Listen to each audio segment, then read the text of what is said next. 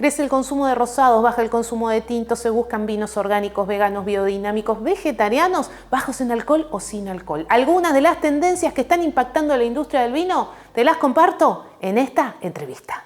We see is a move to reduction in overall alcohol consumption, so moderation. Typically, what many people around the world, and the data supports it, are doing is reducing the amount of occasions at which they drink alcohol, including wine. So we're seeing a really strong growth proportionally in rosé wine around the world.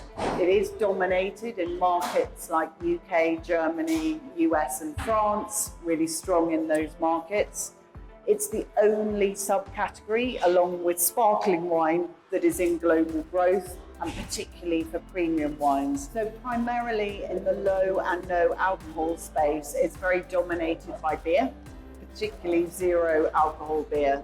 Very strong growth rates.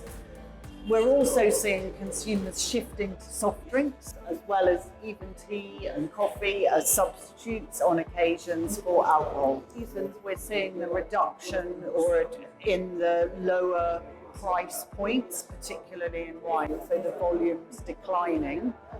Is that overall we're drinking less alcohol and drinking less wine.